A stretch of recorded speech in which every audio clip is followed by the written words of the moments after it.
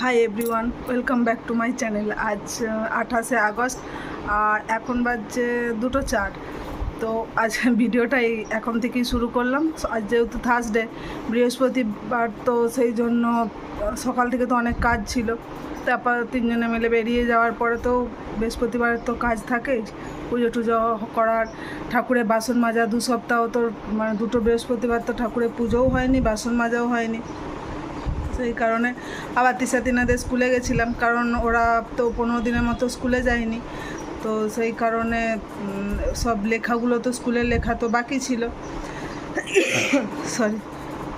বাকি ছিল, তো সেগুলো পাচ্ছিল না। তো আজকে ভেবে ওই জন্য গেছিলাম। কালকে স্কুলে ম্যাডামের সাথে কথা বলে এসেছিলাম যে আমি আজকে তাহলে যখন হোক যাব, তো গিয়ে একটু যদি খাতাগুলো ফটো তুলে নিয়ে আসতে পারি তাহলে ঘরে বসে লিখে নিতে পারবে। সেই কারণে গেছিলাম।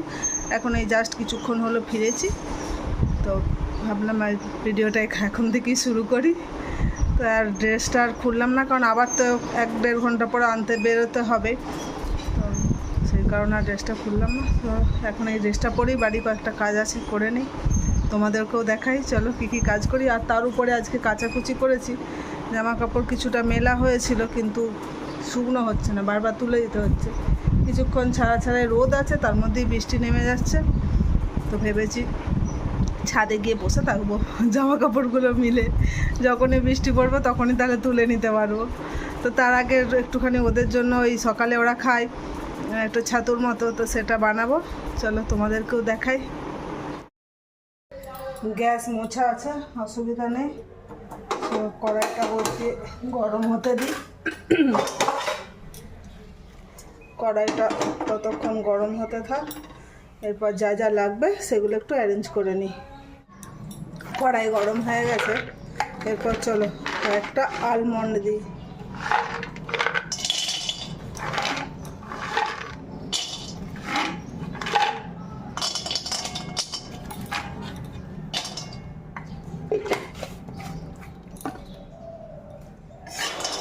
এটা একটু ভাজা করি, যতক্ষণ না এগুলো ফেটে যাবে একটা একটা দানা, ততক্ষণ পর্যন্ত এটা নাড়তে থাকবে।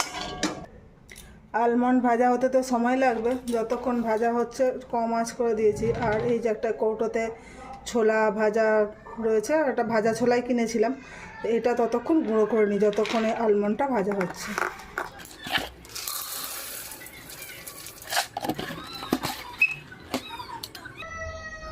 এই যে এবার একটু বেশি করেই বানাবো বলে ভেবেছি, যাতে আমাকে পুরো 1 মাস আর এটার দিকে নজর দিতে না হয়।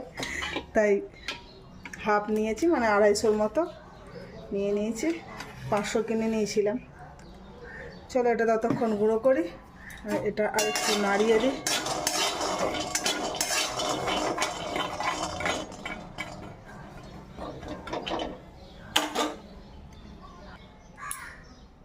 এই যে দেখো গুঁড়ো করা হয়ে গেছে, মোটামুটি একটা হয়ে গেছে। চালতে তো হবে এগুলো, তো গুঁড়ো এখন আপাতত হয়েছে। আর এটা তো এখনও হয়নি। আর এর সাথে আমি একটু মুড়িয়ে দেবো। তো ততক্ষণ এটা যতক্ষণ হয়ে গেছে, মানে ছোলাটা, এটা একটু চালবো, পরে চালবো। একসাথে সব কিছু মিশিয়ে নিয়ে একটা বড় জায়গাতে এটা রেখে দিই ঢেলে, তারপরে এতে কিছুটা মুড়িও গুঁড়ো করে নেব। এদিকে আমার ছোলা, এই যে এদিকটায় ছোলা আর এদিকটায় মুড়ি গুঁড়ো করা হয়ে গেছে।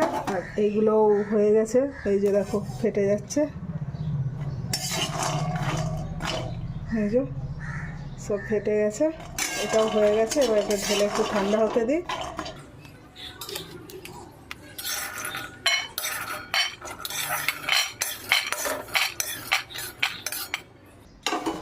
এরপর কড়াইয়ে দেব ওটস।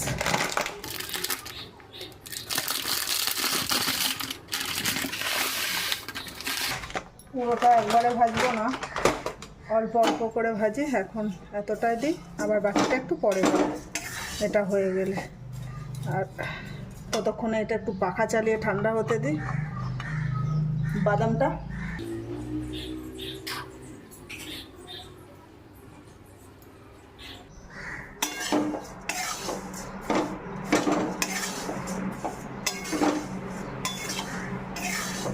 এটা বেশিক্ষণ সময় লাগবে না, তাড়াতাড়ি হয়ে যায়।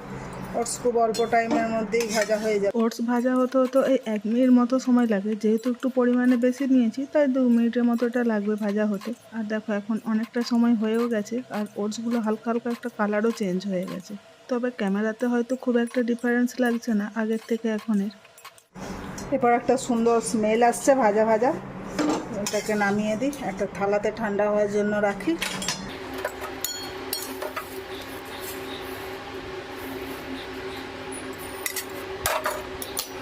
পুরোটা একটা থালায় ঢালবো না, কারণ তাহলে ঠান্ডা হতে অনেকটা দেরি লাগবে। হাফের থেকে একটু বেশি ঢেলেছি, আবার বাকিটা আর একটা থালায় ঢেলে দিলাম।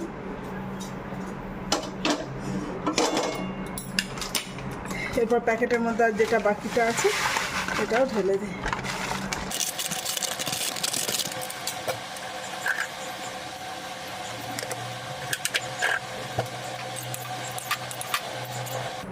বাদামটা মোটামুটি ঠান্ডা হয়ে গেছে, এবার এটাকেও গুঁড়ো করি যতক্ষণ এটা ভাজা হচ্ছে।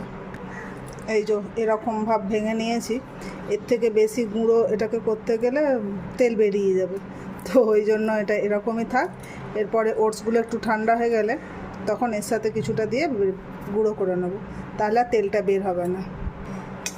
আর এটাও এদিকে হয়ে গেছে ভাজা, এটাও আর একটা থালায় ঢেলে নিই।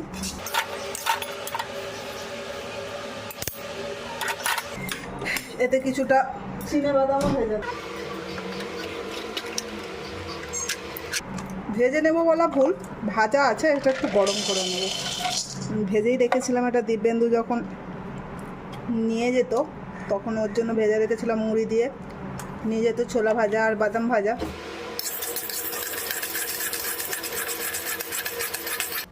এই দুটো মোটামুটি থালা ঠান্ডা হয়ে গেছে, এখন এগুলোকে এবার আস্তে আস্তে করে গুঁড়ো করে নিই।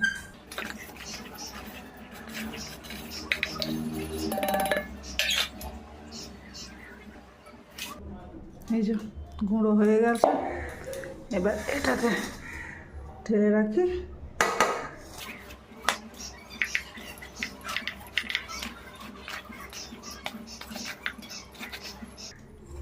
এর সাথে কিছুটা ওই পিনাট মিশিয়ে নেবো, নিয়ে ভেজে নেবো। এটাতে কিছুটা দেবো, ওটাতে কিছুটা দেবো। এই যে দুটোই গুঁড়ো করানো হয়ে গেছে। এটা তো ছোলা আর হচ্ছে ওই মুড়ি, আর এটা ওটস আর ওই বাদাম, 2 রকমের বাদাম, চিনে বাদাম আর আলমন্ড করা রয়েছে। চলো এরপরে এগুলোকে একটু চেলে নিই, এই যে এইটা দিয়ে। এই দুটো যাতে মিক্সড হয়ে যায় সমানভাবে, তাই জন্য এটা থেকে 2 চামচ নিচ্ছি, আর এটা থেকেও 2 চামচ নিয়ে তারপর এইভাবে চেলে নিচ্ছি। আমার ভিডিও তোমাদের কেমন লাগে সেটা কমেন্ট করে জানিও। যদি ভালো লেগে থাকে তাহলে একটা লাইক করে দিও, ও তোমাদের পরিচিতদের মধ্যে আমার ভিডিওটা শেয়ার করে দিও। আর প্লিজ আমার চ্যানেলটাকে সাবস্ক্রাইব করে আমার পাশে থাকার অনুরোধ রইল। তবে তোমাদের কাছে সরিয়ে চেয়ে নিচ্ছি, প্রায় 2 সপ্তাহের ওপর হয়ে গেছে আমি কোনো ভিডিও করছি না, আর ভিডিওর কোনো কাজও করা হচ্ছে না। এই যে এতটা বের হয়েছে,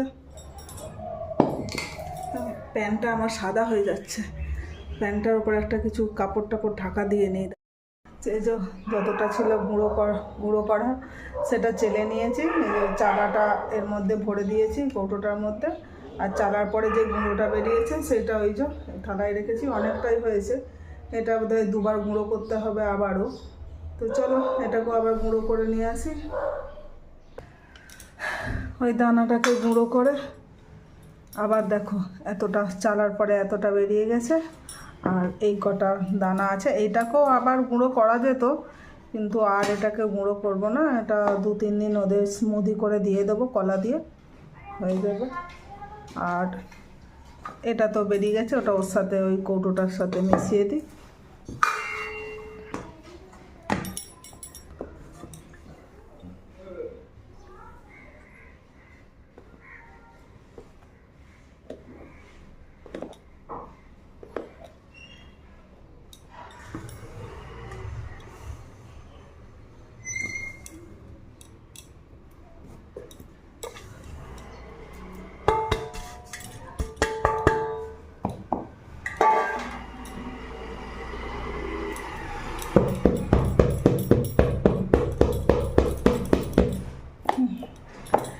এটা এখন আপাতত আই থিঙ্ক 2 মাস তো চলেই যাবে, মানে এই আগস্ট মাসের এই কটা দিন, আর সেপ্টেম্বরটা তো যাবে, অক্টোবরেরও আই থিঙ্ক কিছুদিন তো চলেই যাবে।